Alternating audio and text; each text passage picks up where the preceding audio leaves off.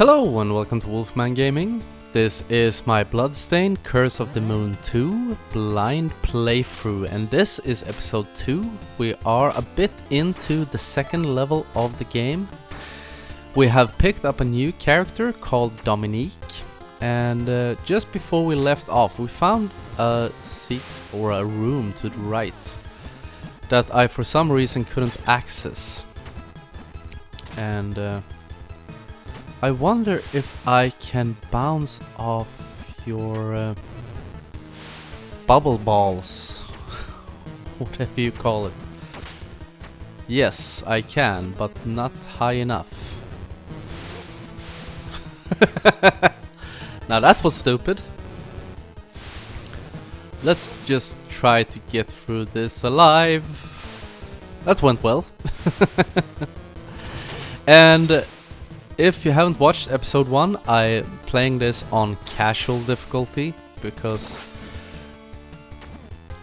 I played the first game on casual as well, and I can say even without playing on veteran difficulty like a real old school gamer, that game was hard enough. This game seems to be a little bit easier, but I'm not gonna be fooled because I did, check out a little bit of a review, and he said that he thought this game was harder than the first one. So I'm feeling a bit anxious. Thus far it feels easier, but I'm not gonna be fooled. We're still just on the second level and there's a lot of shit on the screen. And with all these things going on, like these Medusa head, which they aren't, but they look like Medusa heads from Castlevania, with them flying around, I'm really happy that I decided not to play on veteran, because on veteran difficulty mode, for you that don't know, if you get hit you have a knockback, and that would be really unpleasant. Because the controls in this game feel better than they did in the first one, but they are a bit more fluent, but they still feel a little bit heavy. We have gotten spoiled over the years with modern controls. And I'm just gonna take out that guy and this and fuck off. It's better to run away sometimes. And up there we have what I'm guessing is an upgrade thing, and I may have fucked up. Can we... Yes! All max weapon points up. Okay, so that's a weapon points upgrade. Now we can have 50 weapon points instead of 40. Okay. Not quite sure what happened, but it gave me the desired effect that got a full health. Resurrection Anthem, a sub-weapon that disappears once used, revives all allies and restores health. Wow. Cool, and I may have fucked up because it says that it disappears. So was that like the only use? Because I feel that that could have come in handy later on. But yes, we'll have... Okay, apparently Sangetsu has got a new sub-weapon as well. Still not clear how it works with the sub-weapons, because that seems a bit arbitrary in these games. I'm not quite sure. In the first game I don't think you could switch in between sub-weapons. You cannot go there. Ha. And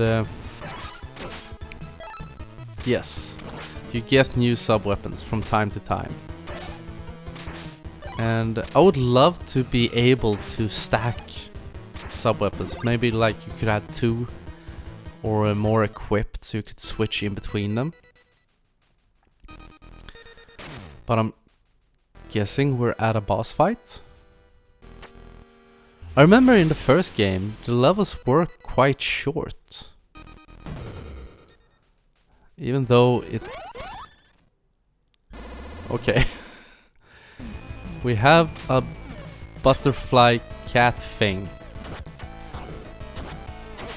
Let's see. Okay, so one of them goes down and the other one... Ah. Oh, there's a lot of shit going on. As I've said, it is quite challenging doing these blind playthroughs because there's a lot of things you need to focus on when you're doing them. Oh shit. Dominique was taking quite a beating. I realized. So let's let Sangetsu work for a little bit. Can just get on these. This is the problem with these games, because sometimes it feels almost impossible to avoid getting hit. See. Okay, that was not the sub weapon I was expecting, but fuck it, I'll take it. And there we ended it.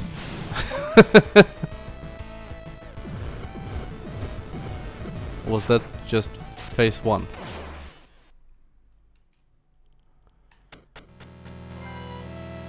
Enchanting Deception.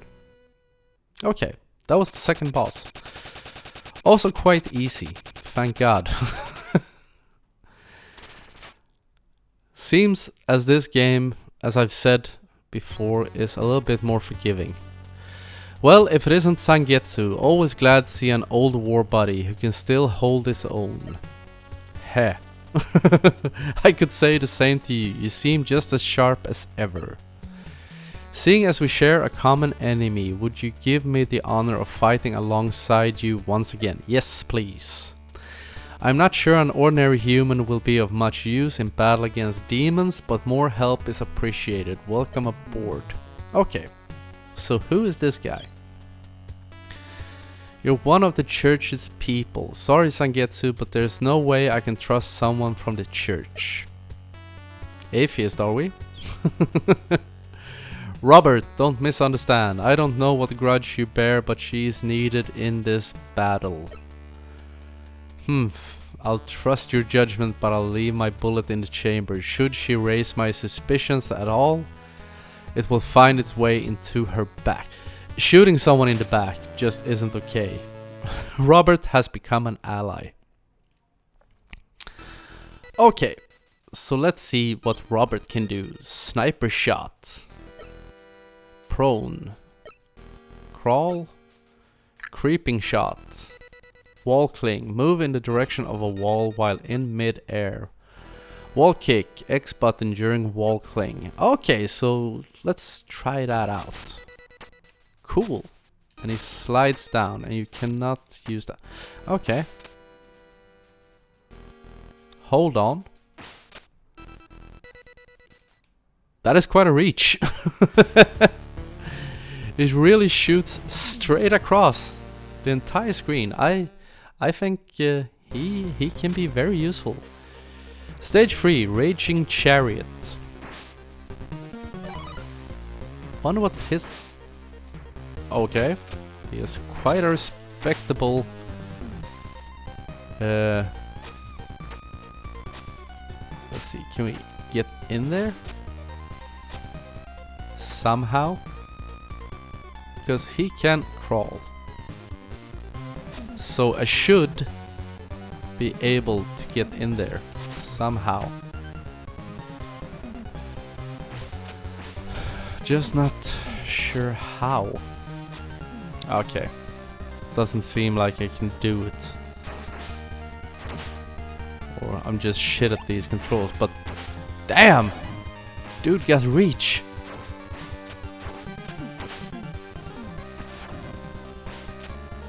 And he cannot shoot upwards. And that's quite a low health bar. Compare it to Sangetsu or Dominique. He has by far the smallest health bar. But I think he can be useful all the same. Just seeing there's nothing behind this waterfall, so let's head downstairs. But I guess that's a trade-off to balance the game. Let's see, can we break this? Nope. Can we break?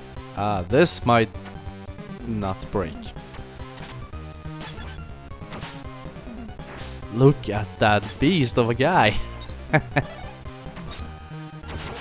Ow. Ow.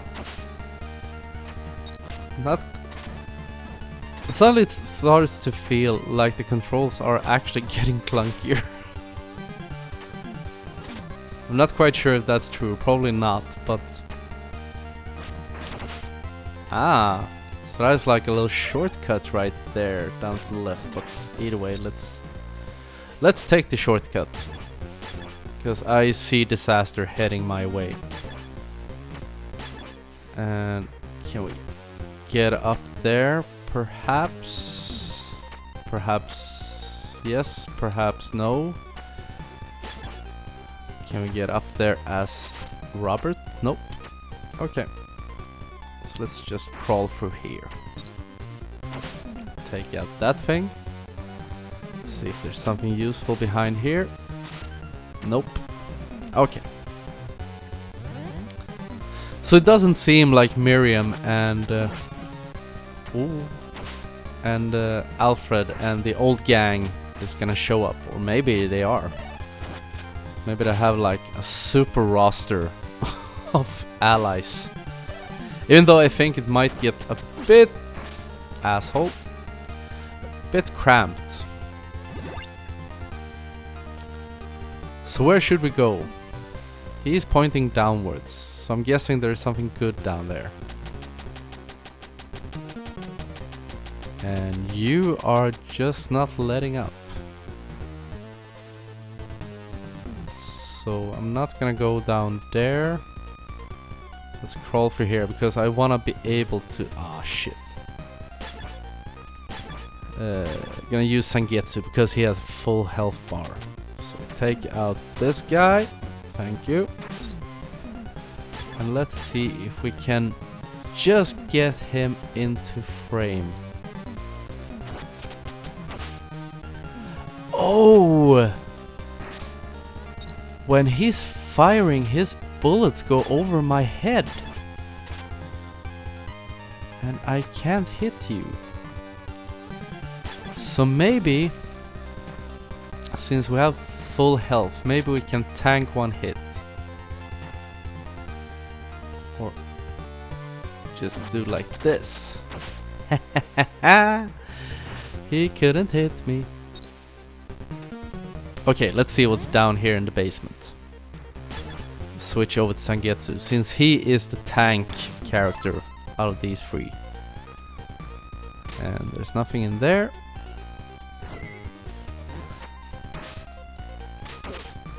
Ow. Okay. Note to self, avoid flying pigs.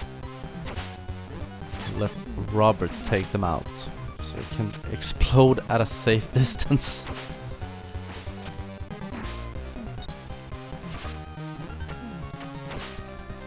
Oh, come on.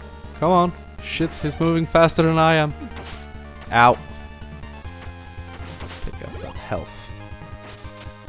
That's a good thing, at least, about Robert's health bar, that it's so small, so even a small heart seems to be able to fill it up.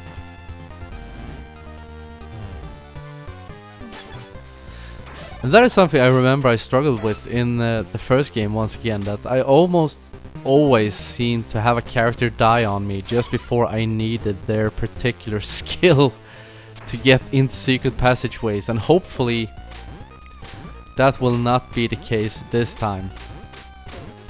And I'm feeling really nervous walking in behind this waterfall. Oh my god, you are... Fuck you. Because these waterfalls, I bet you there's at least one of these that hides a death pit.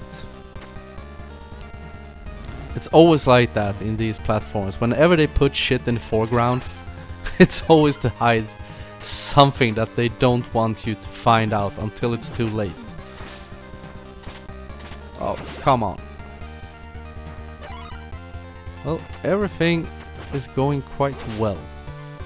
And this bat enemy, I think, was in the first game as well. Shit. First death to a death pit. And as I said, I think these bat enemies were in the first game as well. And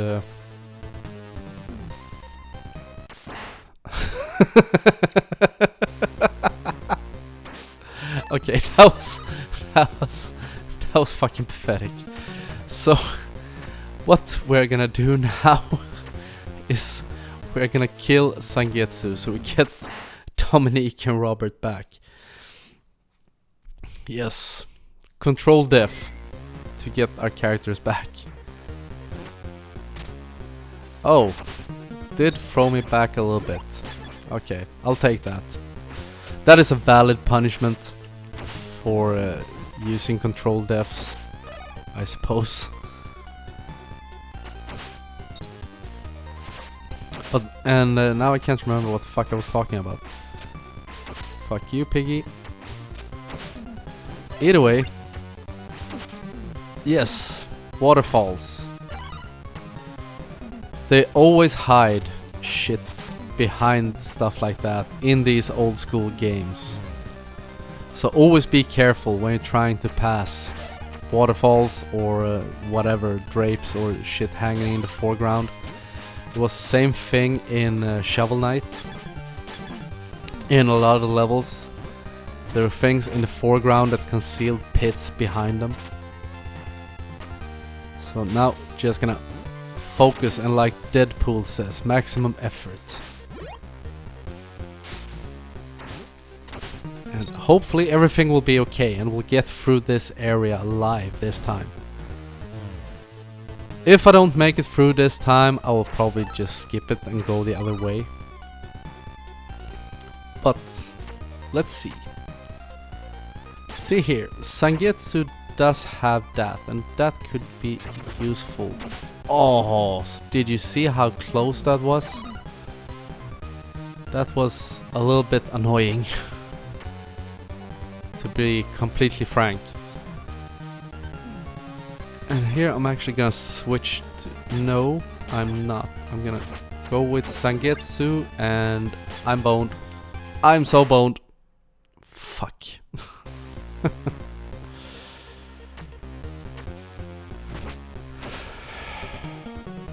Yep. I should have gone with Robert since he can wall jump. Just gonna switch over to Sangetsu and trigger that fucking bat. Go with Robert, so if all else fails, maybe we can do a wall jump back. You have to be really quick here, it seems. Back to Sangetsu. Yes. Oh shit, shit, shit. That's pretty clutch. And it seems like it was well worth the effort going in here, because we are gonna do these little wall jumps, all max HP up. Thank you. That is a great thing. It was well worth the travel, well worth the effort going in here, because Robert does have a really small health bar, like I showed you, and we're almost getting up to 20 minutes, so getting to be around time to end this episode. Ah shit. Dominique would have been great to have here. Can I? Nope. Ow. Now I'm almost up to Dominique levels of health. Ow. Come on. And the enemy placement in here, I must say kudos. Because they are perfectly placed to fuck you over. Now the question is, should I go down here and kill myself? Because I'm guessing there's something great in that golden lamp. Yes, I am. So first we kill Sangetsu. And then we play as Robert, and I'm gonna kill myself in the same way because I think I need Dominique to be able to get up there, bounce off those lamps. So we're just gonna kill this thing and crawl to our death. And hopefully the game will not push me back. So we get all three characters back. Yes, worked beautifully. Because they start us off at the beginning of the room. And that was a bit of a dick move. Take him out with our superior reach. Ow. Tank that hit, take him out. And I'm not quite sure, the icon up there by Dominique. Does that mean... Oh, fuck you. Does that mean that I have that revive function? Let's see. Oh yes, worked beautifully. A shard. But what do the shards do? I'm not quite sure. And oh, we are past the 20-minute mark. So this is as good a time as any to end this episode. And I want to thank you very much for watching, and I will see you again in my next video. So until next time, this is the Wolfman signing off.